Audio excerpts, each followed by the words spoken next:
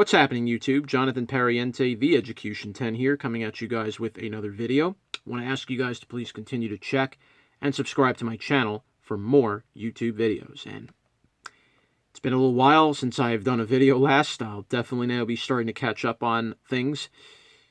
Just been busy with stuff. Posted a couple small videos recently, but many of you haven't seen me actually on camera doing a video again. But don't worry, I'm back doing them again for the foreseeable future. So let's dive right into things. As you can see, I'm wearing my Jet jersey, and probably many of you are a little surprised why I'm wearing it. Suddenly, the Jets are playing very good football of late. Now, is it going to be enough to get them into the playoffs? I don't think so, but to be fair, though, it's good to see them actually playing like the football team people thought they were going to be. Because it was not pretty for the first 8 weeks, let me tell you. Jets started 1-7. Jets were the laughingstock of the NFL. Adam Gase was,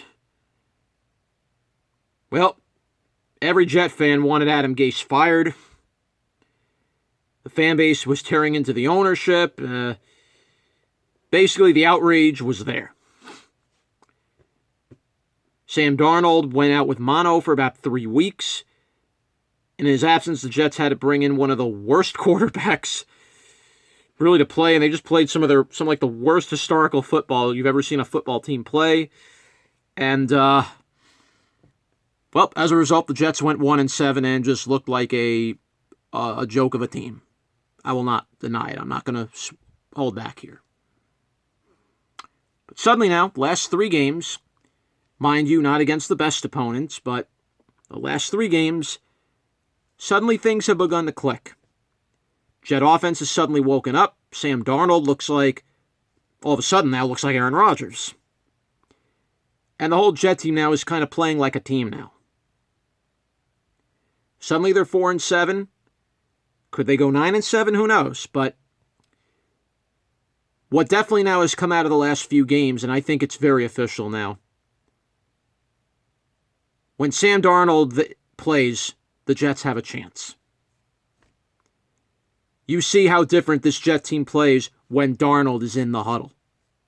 And now in his second year, and it's taken till about the halfway point now, I think Darnold now has begun to figure out how he has to approach every game now as an NFL quarterback.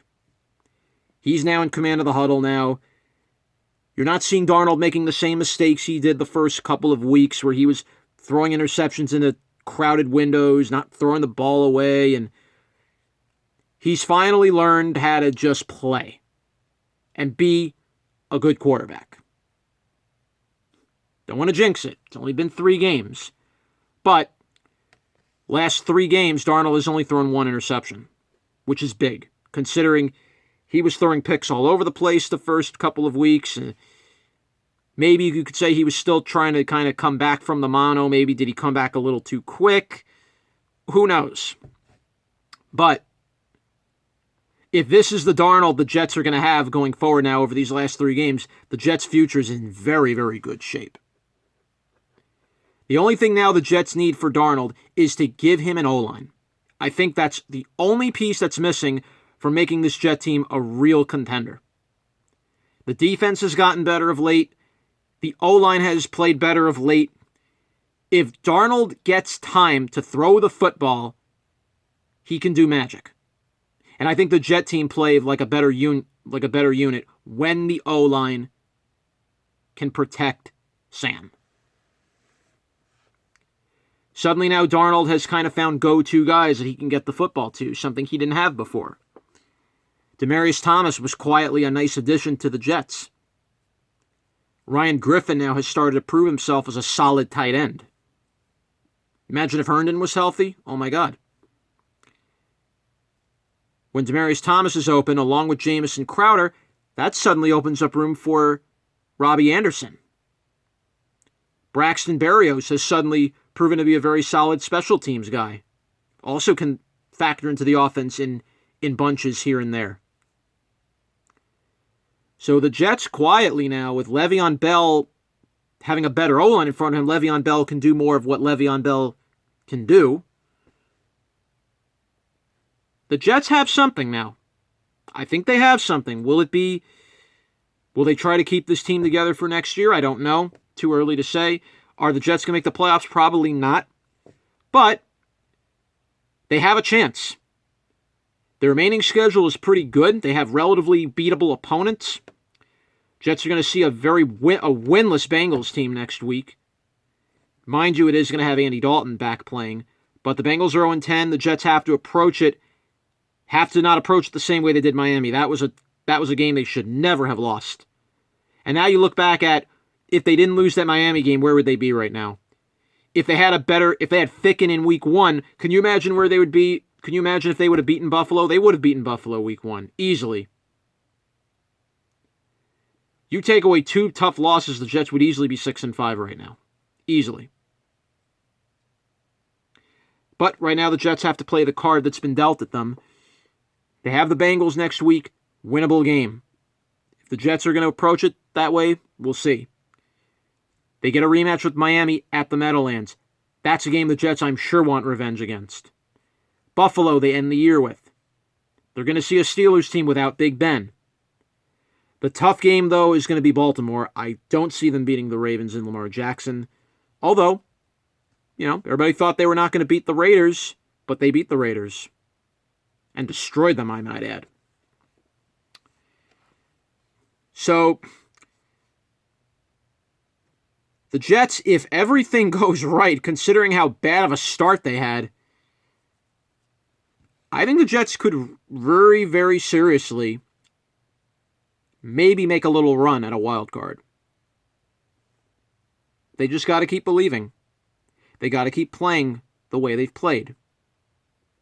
And maybe, just maybe, could give Jet fans a little bit of hope.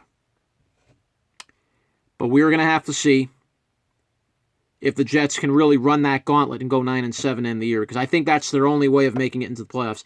They cannot lose a game for the rest of the year if they realistically want to have any shot at getting into a playoff. They have to hope Cleveland falters a little bit down the stretch, and that's not going to be easy now. Suddenly the Jets are only a game back of Cleveland, but technically they're 2 full games back, since Cleveland owns the tie-breaking game because they beat the Jets in that, terrible Monday night game. And let's be fair, the Jets really didn't, that was when Darnold was hurt with the mono, and their offense just completely stunk. Let's be very fair with that. But looking at the Cleveland Browns schedule, and I can't say it's an easy one, but okay. Browns have a pretty winnable schedule for the remaining 5 games. 2 against the crummy Bengals, team they should probably destroy. Ravens is going to be a tough one. That's Baltimore. I know they beat them earlier, but I know they defeated Baltimore back on September 29th. It's going to be in Cleveland this time, but the Ravens are a much different team than they were back in late September.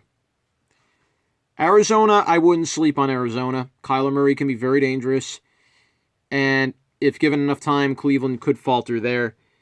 But otherwise, Steelers, they're playing them next week.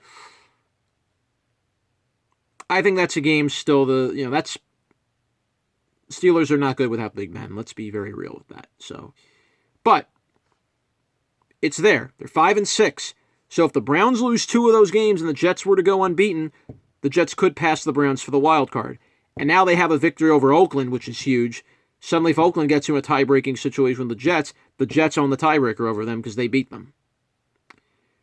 We'll see what happens, but not saying the road is going to be an easy one, but the Jets have a chance. Let's see where they're going to be come week number 12. We're going to see where they are very, very soon. Jonathan Pariente, The Education 10, saying bye for now.